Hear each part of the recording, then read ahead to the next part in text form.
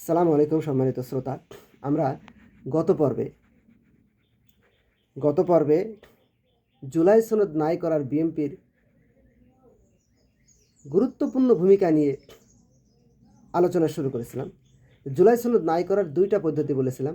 একটা হচ্ছে জুলাই সনদ নাই করতে হলে বিএনপিকে শাসন ব্যবস্থা নিয়ন্ত্রণ করতে হবে, আর 2 নম্বর হচ্ছে বিএনপিকে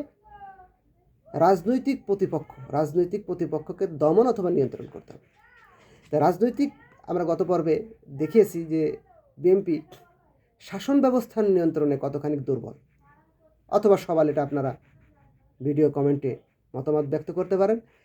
এখন আমরা আলোচনা করব বিএনপির রাজনৈতিক দল দমন করতে কতখানি সক্ষম বা নিয়ন্ত্রণ করতে কতখানি সক্ষম হবে।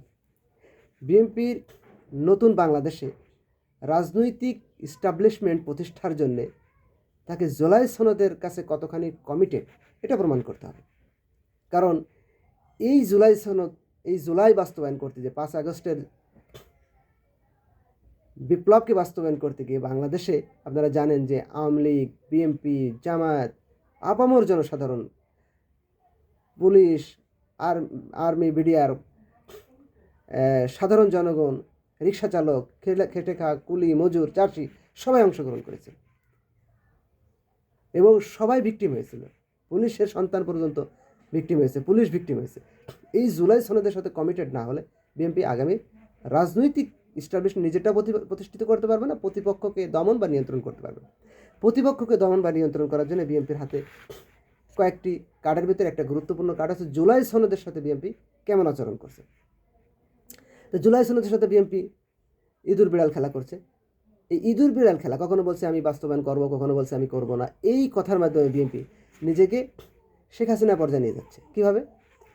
যে আইনি মায়ের প্যাচ, শেখ হাসিনা আইনি মায়ের প্যাচ দেখাতো জনগণকে যে এটা করা যায় না, ওটা করা যায় না, কিন্তু বাস্তবে সাধারণ মানুষের মনে, মানুষের আশা আকাঙ্ক্ষার মাঝে যেটা চাইতো, যেরকম কোটা অধিকার, এটা সে বিভিন্ন আইন কানুন দেখাতো। ঠিক বিএনপি একইভাবে জুলাই সনদকে বাস্তবায়নের ব্যাপারে বিভিন্ন আইন কানুন দেখাচ্ছে। তা আইনের মার প্যাচ দেখাচ্ছে প্রথম কথা। দ্বিতীয় কথা হচ্ছে সে জুলাই সনদ একবার করছে বাস্তবায়ন করবো, একবার করছে করবো না। তার মাধ্যমে নিজেকে কী করছে? নিজেকে বেইমান হিসেবে, প্রতারক হিসেবে উপস্থাপন করছে। যেরকম শেখ হাসিনাও কিন্তু একই রকম উপস্থাপন করেছিল নিজেকে। সে ছাড়া সবাই রাজাকার, এমনকি জিয়াউর রহমানকে রাজাকার বলে গালি দিত, তার কবরকে উঠিয়ে নেওয়ার জন্য কয়েকবার চেষ্টা করেছে। এভাবে সে সারা বাংলাদেশের মানুষের কাছে প্রতারক ও মানুষের জন্য ক্ষতিকর হিসেবে উপস্থাপন করেছে, তার পরিণত হয়েছে। ঠিক একইভাবে বিএনপি একই ভূমিকায় যাচ্ছে।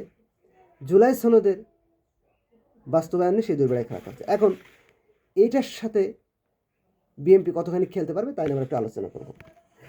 নতুন বন্দোবস্তকে ঠেকানো, তার মানে বিএনপির কাছে এখন চ্যালেঞ্জ আছে নতুন বন্দোবস্ত ঠেকানো। নতুন বন্দোবস্ত কেন বিএনপি ঠেকাতে পারবে না? বিএনপির কাছে 6টি পয়েন্ট আছে, যে 6টি পয়েন্টে বিএনপি কুপকার, আর বিরোধী দলের কাছে ঠিক এই 6টি পয়েন্ট, যে 6টি পয়েন্ট জনগণ বিশ্বাস করে। 1 নম্বর, তারা দুর্নীতিগ্রস্ত।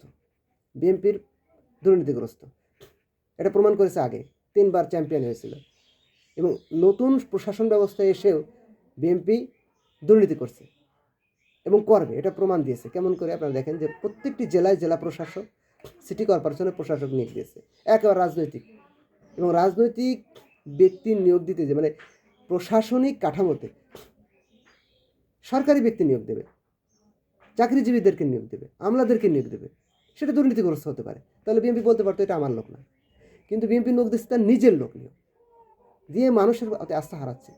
যে একটা জেলা প্রশাসক একজন রাজনৈতিক ব্যক্তি নিয়োগ দিচ্ছে, আগামীতে সে ভোট কারচুপি করবে, যেরকম 12 এপ্রিল ভোট কারচুপি করেছে, এটা বোঝা যাচ্ছে। দ্বিতীয়ত, যে একটি প্রশাসন কাঠামোর শীর্ষস্থানীয় পদে অনির্বাচিত ব্যক্তি নিয়োগ দেওয়া, এটা বিএনপির রাজনৈতিক দেউলাত্বের বহিঃপ্রকাশ। দ্রুত নির্বাচন দেওয়ার কোনো সম্ভাবনা নেই, এখানেও সে প্রতারণা আশ্রয় নিচ্ছে। তাহলে বিএনপির যে বর্তমান প্রশাসক, জেলা প্রশাসক নিয়োগের মাধ্যমে দুর্নীতিগ্রস্ত করে তুলবে এবং ভবিষ্যতে অতীতে তাদের রেকর্ডও আছে দুর্নীতি করা।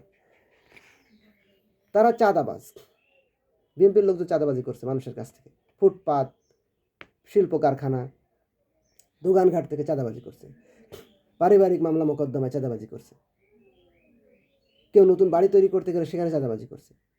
এটা সাধারণ মানুষ সম্পূর্ণভাবে বিশ্বাস করে যে নতুন যারা আসছে জামায়াত এবং এনসিপির যে সম্ভাবনাময় শক্তি, রাজনৈতিক শক্তি, এরা এর সাথে জড়িত নয়।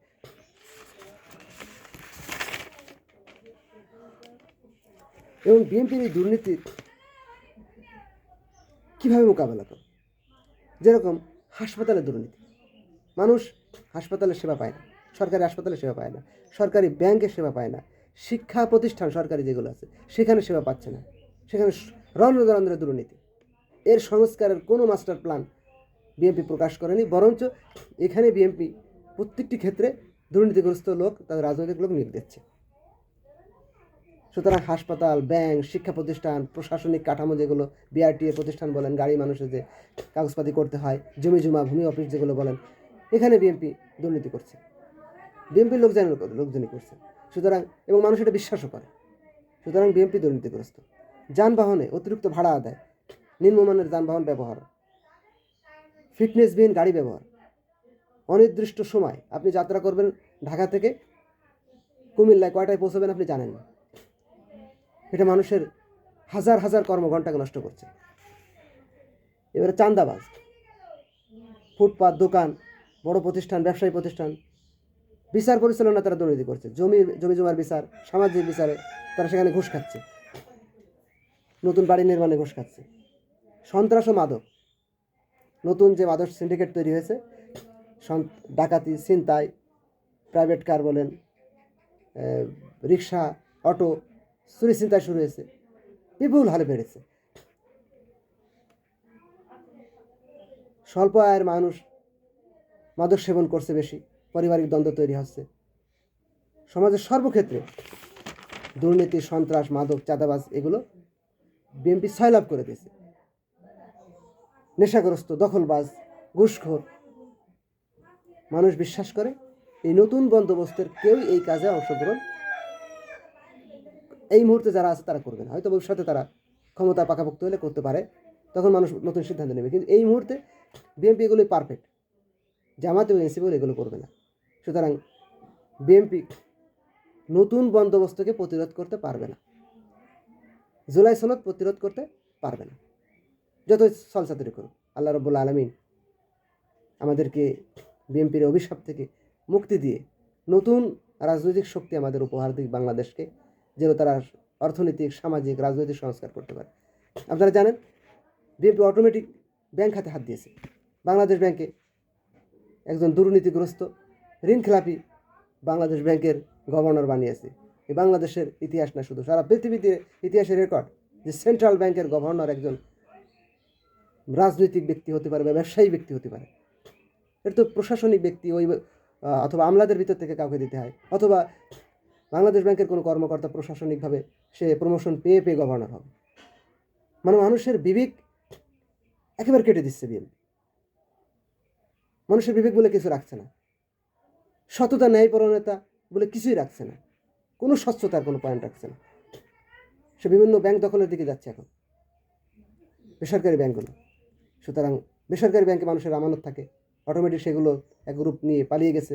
নতুন করে সে যদি আবার বেসরকারি ব্যাংকে হানা দেয়, বাকি যেগুলো আছে তার লোকজন খাবে। এগুলো তারেক রহমান কোনোভাবে ঠেকাতে পারবে না, বরঞ্চ তিনি এর কমিশন হচ্ছে। এটাই প্রতিষ্ঠিত। লন্ডনে কীভাবে ছিল, শিলংয়ে কীভাবে ছিল, তাদের জীবন কীভাবে পরিচালিত হতো। সুতরাং নতুন বন্দোবস্ত, নতুন রাজনৈতিক ব্যবস্থা আল্লাহ রাব্বুল আলামিন বাংলাদেশকে উপহার দেবে, এটা আমরা আশা করছি। আর আপনারাও কমেন্টে আমাদের মতামত জানাবেন যে কীভাবে নতুন বাংলাদেশ গড়া যেতে পারে। আল্লাহ রাব্বুল আলামিন আমাদের তৌফিক দান করুন। আখির দাওয়ানা আলহামদুলিল্লাহি রাব্বিল আলামিন।